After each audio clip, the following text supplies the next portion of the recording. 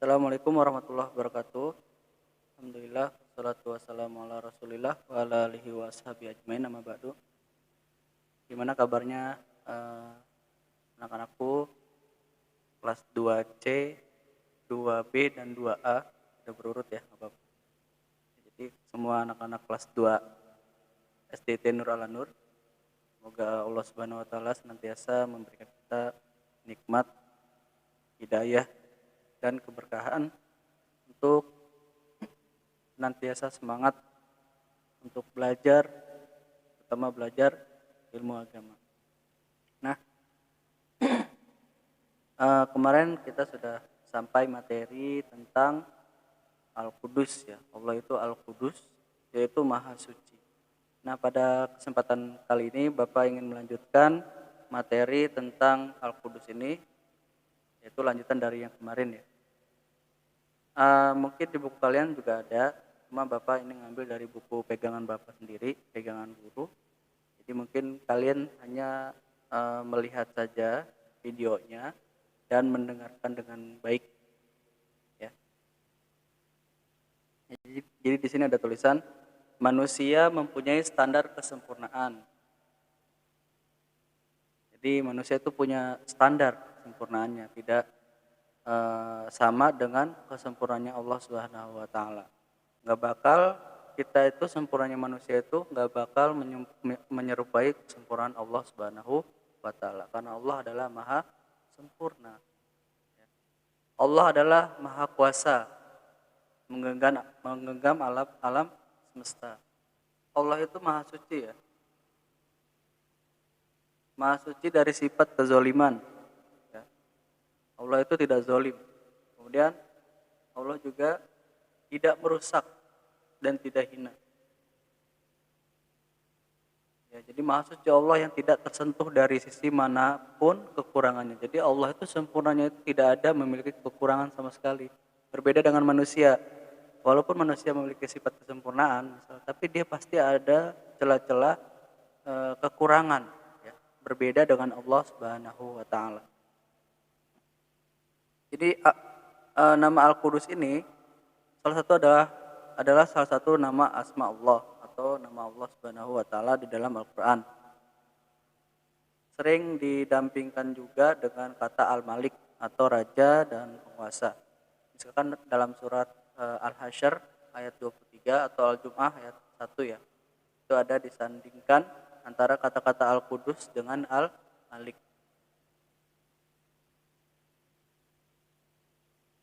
Al-Imam Al-Ghazali mengatakan bahwa Allah Subhanahu wa taala sebagai Al-Qudus adalah Dia yang tidak terjangkau oleh indera, tidak dapat dihayalkan oleh imajinasi kita, kemudian dan tidak dapat diduga oleh nurani. Begitulah kesempurnaan Allah Subhanahu wa taala. Dia tidak terkejar bentuk dan zatnya oleh kekuatan indera. Allah yang menggenggam alam semesta ini nih. Maha suci Allah yang tidak beranak dan tidak diperanakan. Nah, mungkin kita sudah hafal ya surat Al-Ikhlas. Lam yalid wa lam yulad. Tidak beranak dan tidak diperanakan.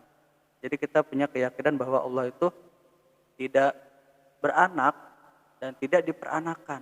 Jadi Allah itu bukan yang diberanaki. Atau Allah itu punya anak. Itu enggak mungkin. Allah itu lam yalid walam yulad. Itu dalam surat apa? Al-Ikhlas ya. Bagi umat Islam, Allah tidak diserupai dan menyerupai apapun. Jadi kalau ada yang menganggap Allah itu menyerupai sesuatu, maka pendapat itu tidak dapat diterima.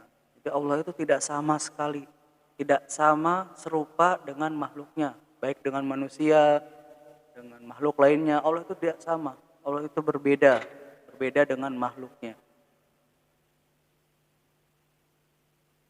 Karena sesuatu itu pasti makhluk dan setiap makhluk pasti punya kelemahan, apalagi menyamakan Allah dengan manusia.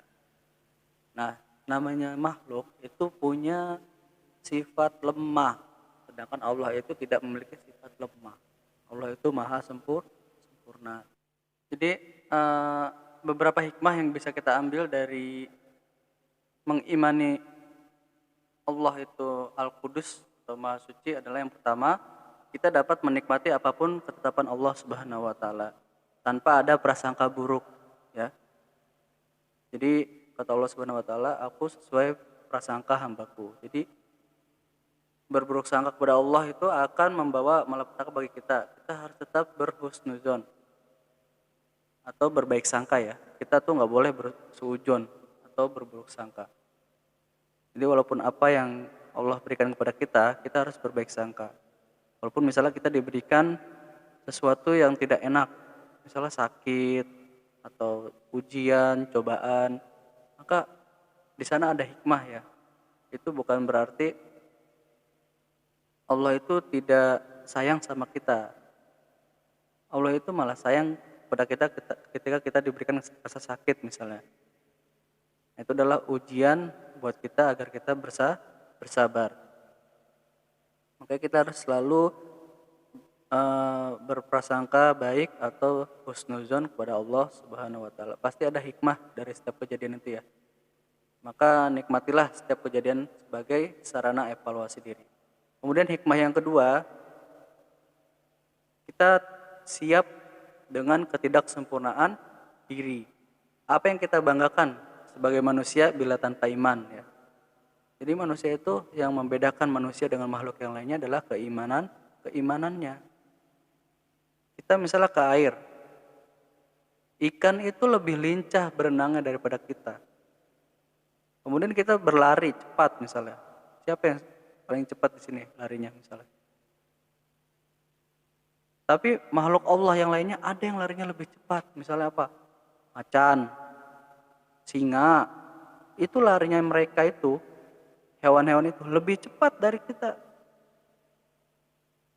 Kemudian kita merasa badan kita besar. Tapi ada makhluk Allah yang lainnya yang lebih besar lagi badannya. Cuma yang membedakan kita dari makhluk-makhluk Allah yang itu, atau yang tadi kita sebutkan itu adalah apa? Karena manusia diberikan akal oleh Allah Subhanahu wa taala dan diberikan keimanan. Itu yang membedakan kita dengan makhluk Allah yang lainnya. Kemudian yang ketiga, hikmah yang ketiga, kita bisa menerima kenyataan bahwa terkait dengan kekurangan orang yang ada di sekitar kita. Sama, ya, orang sekitar kita juga nggak ada yang sempurna. Mungkin di antara teman-teman kita itu ada yang pelit, ada yang pemarah, ada yang egois, ada yang suka marah-marah terus, ada yang iseng. Nah, misalnya teman kita tuh suka iseng sama kita atau sama teman kita yang lainnya, kita itu nggak suka. Nah, kita tuh harus bisa menerimanya karena mereka tidak sempurna. Kesempurnaan itu hanya milik Allah Subhanahu wa taala. Nah, itu adalah beberapa hikmah yang bisa kita petik. Mudah-mudahan bermanfaat. Assalamualaikum warahmatullahi wabarakatuh.